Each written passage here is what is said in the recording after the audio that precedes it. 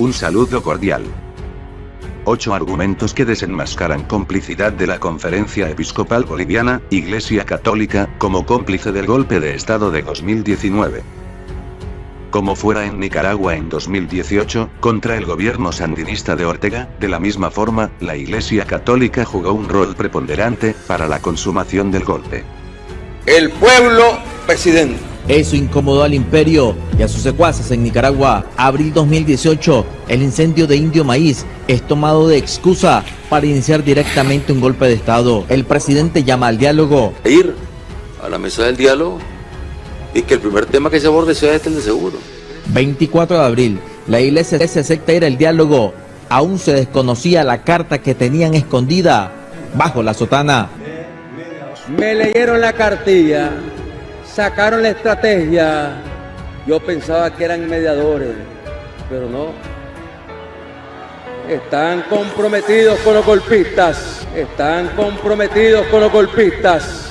Hace unas horas se publicó un artículo por parte de la Conferencia Episcopal, en la que intentó justificar el golpe de 2019. A continuación, analizaremos el documento publicado.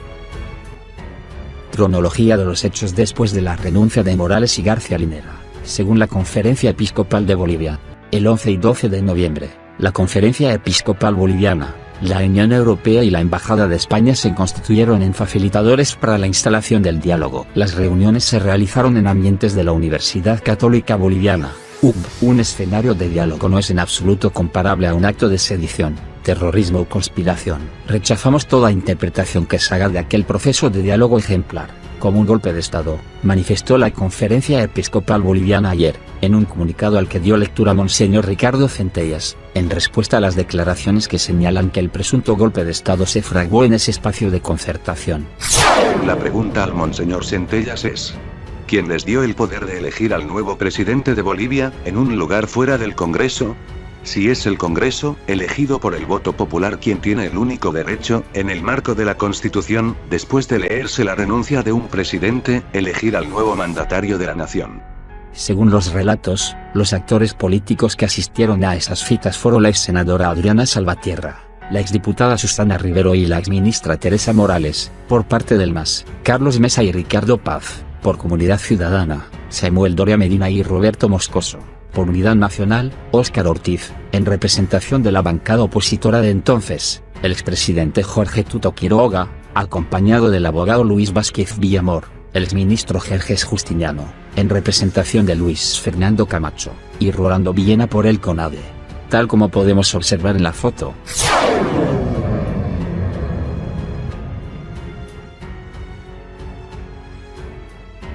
En la declaración que brindó Teresa Morales ante la Fiscalía, en la que menciona a los que asistieron a los encuentros, no figura el nombre de Jeanine Áñez, lo que fue confirmado por Jerjes Justiniano. Hubo un momento en que se cuestionó, ¿qué pasa si Jeanine Áñez renuncia? Ahí se hubiera tenido que reconformar la directiva, ya que el reglamento del Senado establece el reemplazo del presidente de los senadores hasta la segunda vicepresidencia. Entonces se comunicaron con ella por teléfono y le preguntaron si ella no renunciaría a su rol de segunda vicepresidenta. Ella dijo que haría lo que establecía la Constitución, señaló Justiniano.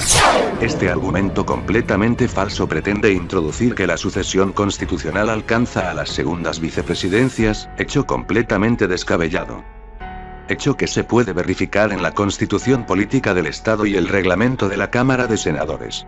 La Conferencia Episcopal de Bolivia sostuvo que la primera demanda de las representantes del MAS en la reunión del 11 de noviembre de 2019 fue garantizar la salida de Evo Morales del país. A petición de la senadora Adriana Salvatierra, el día 11 no se pudo tratar ningún tema, salvo la salida segura del país del expresidente Evo Morales hacia México, para lo que solicitó que se comunicase esta petición a las autoridades militares, servicio que realizó el expresidente Tuto Quiroga, no como una autoridad que da una orden, sino como servidor que comunicaba la petición del MAS a las autoridades, para facilitar así la salida en paz del expresidente Evo Morales, indicó la Conferencia Episcopal.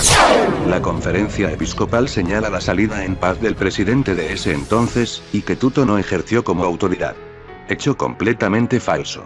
En el siguiente vídeo podemos observar cómo un uniformado de la policía, que se hizo presente en uno de los aeropuertos de la salida de Morales, dijo literalmente: "Tengo la orden de aprehensión emitida por el comandante Yuri Calderón". Los golpistas tenían control de la policía y el ejército. Veamos el vídeo.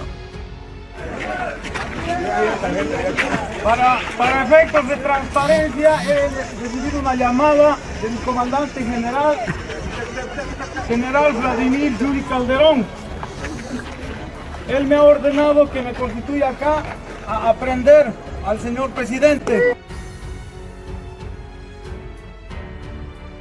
Al señor presidente.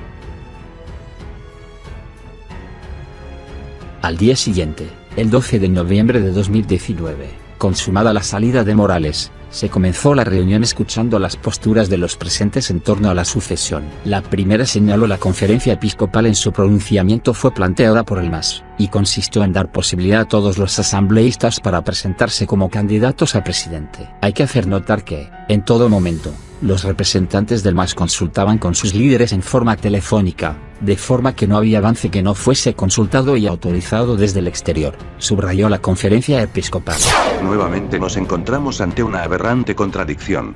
Si en todo momento se realizaba la consulta, ¿cómo es posible que el movimiento al socialismo, que tenía mayoría absoluta en el Congreso, permitiera que Áñez asumiera el poder, siendo, asimismo, que perteneciera a un grupo minoritario? En realidad, lo que se hacía era un chantaje, tal como lo denunció la senadora Salvatierra. En el comunicado, esa institución, Conferencia Episcopal, indica que luego, poco a poco, se fue abriendo camino a la solución más constitucional, la elección en la Asamblea Legislativa Plurinacional de la segunda vicepresidenta del Senado, Áñez, con base en la Declaración Constitucional 003/2001, que determina que no puede haber vacío de poder, sino que cuando sucede, como era el caso, la sucesión constitucional se realiza ipso facto incluso, ahorrados los formalismos.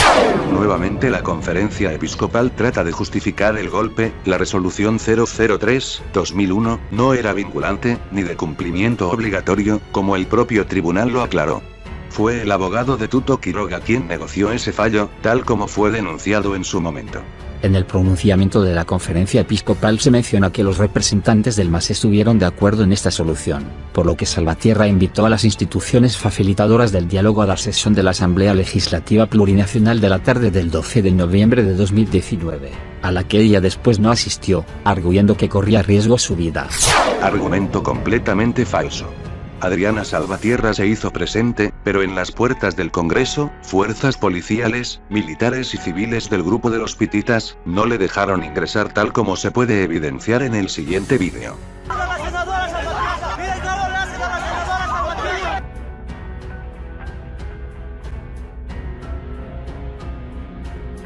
La bancada del MAS no cumplió el acuerdo alcanzado en la reunión y no se presentaron a la sesión de la Asamblea Plurinacional en la que fue posesionada la senadora Jeanine Áñez como nueva presidente, señaló la conferencia episcopal. La conferencia episcopal miente. El mismo día en que se impidió su acceso al Congreso, denunció que se estaba realizando una ilegalidad, que no es otra cosa que un golpe de Estado en Bolivia. Escuchemos sus declaraciones. Simplemente se estaba llevando adelante una reunión de parlamentarios, discutiendo sobre la situación, discutiendo cómo queda el estado actual de la Asamblea Legislativa Plurinacional. Han pretendido forzar el impedir el acceso a los parlamentarios y parlamentarias. Las parlamentarias particularmente han sido violentamente agredidas, las han golpeado, las han gasificado. Intentaron instalar una sesión y no tuvieron el quórum correspondiente, y eso no es otra cosa más que una ilegalidad. No tuvieron quórum en Cámara de Senadores, no tuvieron quórum en Cámara de Diputados. Es ilegal a toda boca. Desde el MAS, la exdiputada Susana Rivero negó que se hubiera llegado a ese acuerdo. Hace poco hablé sobre la única reunión a la que asistí en la no transición constitucional del 2019. Un integrante de entrevista confirmó que tenían plan B. ¿De dónde saca el señor cura un acuerdo? ¿Acuerdo de qué? Esa afirmación es una mentira que cae con la foto de una asamblea vacía. ¿De dónde saca el señor cura un acuerdo? ¿Acuerdo de qué? Esa afirmación es una mentira que cae con la foto de una asamblea vacía, dijo la ex legisladora a través de sus redes sociales. Esta última declaración fue realizada por la diputada ante el Ministerio Público. rechazando las afirmaciones de la conferencia episcopal, y de quienes niegan la existencia de golpe. La complicidad de la Iglesia se hizo más evidente, cuando no denunció las numerosas masacres, pero se puso a defender a los golpistas. Muchas gracias. Saquen sus propias conclusiones. Eso es todo, amigos. Manténganse informados.